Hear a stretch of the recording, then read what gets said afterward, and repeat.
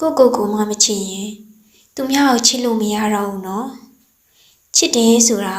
ကိုကစရမှာမေတ္တာပို့ပေးအားစလေမိမိကိုယ်စတယ်နော်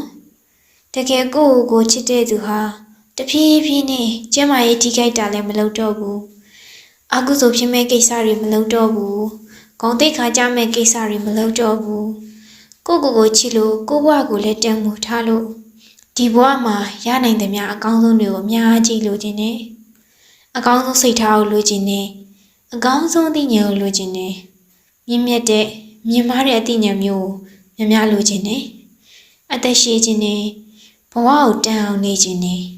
တန်အောင်လုပ်ခြင်းနဲ့မသိတော်တာကိုမလုပ်ခြင်းဘူးမသိတော်တဲ့အတွေ့အကြုံမတွေးခြင်းဘူး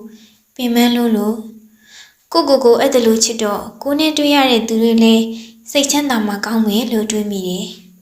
ဒါကြောင့်အားလုံးကိုစိတ်ချမ်းသာစေခြင်းနဲ့အကျင့်စာရိတ္တကောင်းစေခြင်းနဲ့အသက်ရှည်ရှည်နေစေခြင်းနဲ့တရားတွေအားထုတ်စေခြင်းနဲ့အဲ့ဒီလိုလုပ်နိုင်ဖို့ဆိုတာတတိရှိမှရတယ်ဘဝနဲ့တရားတစ်ထက်ထက်ဖြစ်လာတဲ့အခါမှာ